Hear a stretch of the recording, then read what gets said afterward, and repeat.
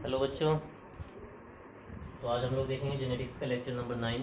इससे पहले देखा था हमने लेक्चर नंबर 8। तो लेक्चर नंबर 8 में हमने डिस्कस किया था मेंडेल के नियमों से विचलन। उसमें 2 ही पढ़े थे हमने, और भी आगे आने वाले हैं। उसमें हम पढ़ेंगे मल्टीपल एलिलिज्म, प्लेयोट्रोपी, और भी काफ़ी सारे पढ़ने वाले हैं। एपिस्टासिस भी उसी के अंदर आता है। तो उसमें हमने देखा था एक तो इनकम्प्लीट डोमिनेंस, अपूर्ण प्रभाविता, और एक देखा था हमने सह प्रभाविता या फिर कोडोमिनेंस। अपूर्ण प्रभाविता की खोज किसने की थी? कार्ल कोरेंस ने, मिराबिलिस जलापा में। उसमें 2 कलर के फ्लावर होते हैं, एक तो वाइट कलर का और एक रेड कलर का। रेड वाला जो होता है डोमिनेंट होता है यानी प्रभावी, और जो वाइट वाला होता है वो अप्रभावी यानी कि रिसेसिव होता है। तो मेंडल के अकॉर्डिंग F1 जनरेशन में कौन सा बनना चाहिए था? डोमिनेंट वाला यानी कि रेड कलर का फ्लावर, लेकिन बना कौन सा? पिंक कलर का फ्लावर। तो जहाँ पर प्रभावी लक्षण पूर्ण रूप से अपने प्रभाव को या अपने लक्षण को प्रकट ना कर पाए उसको बोलते हैं अपूर्ण प्रभाव। और सहप्रभाविता जहाँ पर दोनों लक्षण एक साथ खुद को प्रकट करते हैं उसको बोलते हैं सहप्रभाविता। जैसे AB ब्लड ग्रुप या मवेशियों में त्वचा का जो या बालों का जो रंग होता है। आज हम लोग पढ़ेंगे तो ये काफ़ी ज़्यादा इंपॉर्टेंट टॉपिक जिनकी अलग अलग से डेफिनेशन आती है एग्जाम में, 1 या फिर 2 नंबर में हमेशा। तो एक तो है संकर पूर्व संकरण और एक है परीक्षार्थ संकरण। तो दोनों को पढ़ते हैं एक एक करके। क्या है आखिर ये? एग्जाम्पल से समझते हैं। बैक क्रॉस, बैक का मतलब पीछे जाना। देखिए, तो मेंडल जो है, जब मेंडल का ने फर्स्ट में एक्सपेरिमेंट कराए थे तो उन्होंने शुद्ध लंबा पौधा लिया और इसका क्रॉस कराया था उन्होंने शुद्ध बौने पौधे के साथ। तो हमने क्या देखा था बच्चों? जो F1 पीढ़ी में संतति बन रही थी यानी हेट्रोजाइगस जो बन रहा था यहाँ पर F1 पीढ़ी में, कैपिटल T स्मॉल t, ये कैसा था? संकर लंबा था। F1 जनरेशन, ये मान लेते हैं कि ये जो हमारा मेल है और ये है फीमेल। ये क्या है? P जनरेशन, पेरेंटल जनरेशन, यानी कि ये दोनों इसके जनक हैं, इसके F1 पीढ़ी में जो बना है। चलिए अब यहाँ से डेफिनेशन निकालते हैं। ऐसा क्रॉस जो F1 पीढ़ी की संतति का उसके किसी जनक के साथ में कराया जाता है, या फिर F1 पीढ़ी की संतति का उसके किसी भी जनक के साथ कराया गया क्रॉस। किसी भी जनक का मतलब है वो प्रभावी भी हो सकता है जनक, अप्रभावी भी हो सकता है।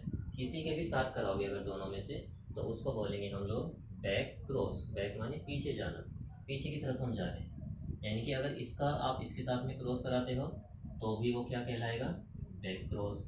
और इसका इसके साथ में अगर क्रॉस कराते हो तो भी वो क्या कहलाएगा? Back cross. तो ये होती है डेफिनेशन बैक क्रॉस की। अब ये टेस्ट क्रॉस क्या है? टेस्ट क्रॉस में क्या करते हैं हम? टेस्ट क्रॉस में जो F1 पीढ़ी के अंदर विषम युग्म की संतति बनी है उसका क्रॉस सिर्फ उसके अप्रभावी जनक से कराते हैं।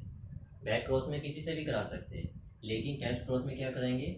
जो F1 पीढ़ी में विषम युग्म की बना है इसका क्रॉस उसके अप्रभावी जनक से कराते हैं। तो तब इस क्रॉस को हम लोग बोलते हैं टेस्ट क्रॉस। यानी अगर आप इसका क्रॉस इसके साथ में करा रहे हो तो ये दोनों हो सकता है, ये टेस्ट क्रॉस भी हो सकता है, बैक क्रॉस भी हो सकता है। तो फिर यहाँ से कुछ स्टेटमेंट निकल के आती है, वो क्या है कि जितने भी टेस्ट क्रॉस होते हैं वो सभी बैक क्रॉस भी होते हैं, और जितने बैक क्रॉस है वो सभी टेस्ट क्रॉस नहीं है।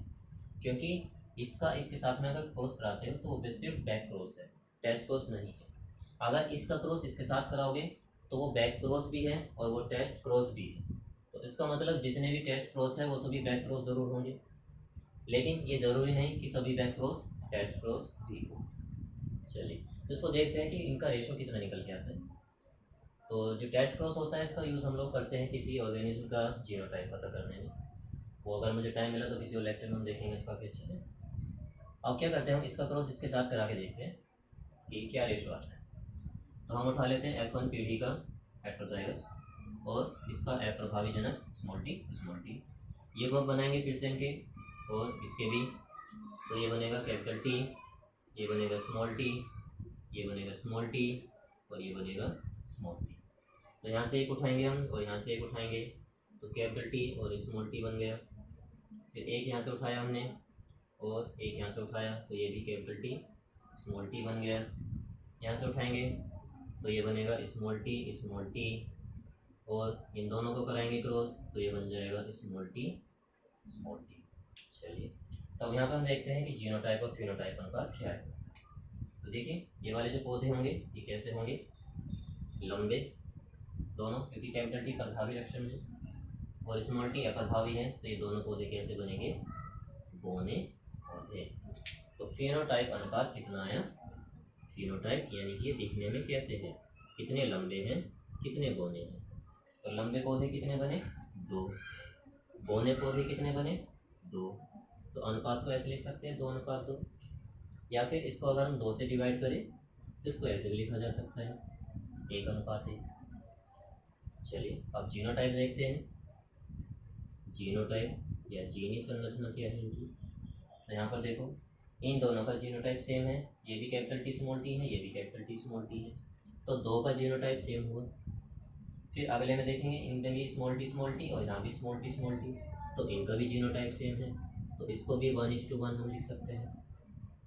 तो यहाँ पे इंटरेस्टिंग बात क्या निकल के आ रही है कि अगर हम टेस्ट क्रॉस कराते हैं तो हमेशा जो अनुपात होगा, जीनोटाइप हो या फिनोटाइप हो, वो कितना आना है, 1:1 आना है, एक संकर क्रॉस है। अगर यही काम आप द्विसंकर क्रॉस में कराते हो तो उसमें जो 1 है वो 4 बार लिखा जाएगा, 1 1 1 1, तो द्विसंकर क्रॉस के लिए। तो एक बार और रिवाइज कर लेते हैं, संकर पूर्व संकरण बैक क्रॉस क्या है कि F1 पीढ़ी के विषम युग्म की संतति का क्रॉस अगर हम उसके किसी भी जनक से कराते हैं तो उसको बोलते हैं बैक क्रॉस, और अगर F1 पीढ़ी के विषम युग्मकी का क्रॉस सिर्फ उसके अप्रभावी जनक से कराते हैं तो इस क्रॉस को बोलते हैं टेस्ट क्रॉस। प्रत्येक टेस्ट क्रॉस एक बैक क्रॉस ज़रूर होता है, लेकिन प्रत्येक बैक क्रॉस टेस्ट क्रॉस हो ऐसा ज़रूरी नहीं है, क्योंकि बैक क्रॉस ये भी है लेकिन ये टेस्ट क्रॉस नहीं है, और ये जो है ये बैक क्रॉस भी है और ये टेस्ट क्रॉस भी है। तो टेस्ट क्रॉस का यूज़ कहाँ पे करते हैं हम, किसी भी ऑर्गेनिज्म का जीनोटाइप पता करने में कि उसका जीनोटाइप कैसा है, उसमें हाइब्रिड है मतलब कैपिटल टी स्मॉल टी है या स्मॉल टी है या कैपिटल टी है। तो टेस्ट क्रॉस में जो रेशो आता है जनरली निकल के क्या आता है, 1:1, फिनोटाइप भी और जीनोटाइप भी। तो ये था आज का लेक्चर। इसके बाद में हम लोग ब्लड ग्रुप को काफ़ी अच्छे से डिटेल में पढ़ेंगे। उसमें हम देखेंगे कि ब्लड ग्रुप जो है कितने तरह के होते हैं, एंटीजन एंटीबॉडी क्या है, किसका ब्लड किसको दिया जा सकता है, कौन सबको ब्लड दे सकता है और कौन सबसे ब्लड ले सकता है। तो अगला जो आने वाला टॉपिक है वो काफ़ी ज़्यादा इंटरेस्टिंग होने वाला है। अगर आप बायोलॉजी के स्टूडेंट हो तो भी, अगर नहीं हो तो भी देखना चाहिए, क्योंकि काफ़ी ज़्यादा इंपॉर्टेंट है, तो हमारी डेली लाइफ में भी वो यूज़ हो सकता है, तो सबको पता होना चाहिए उसके बारे में। तो बच्चों मिलते हैं फिर अगले लेक्चर में।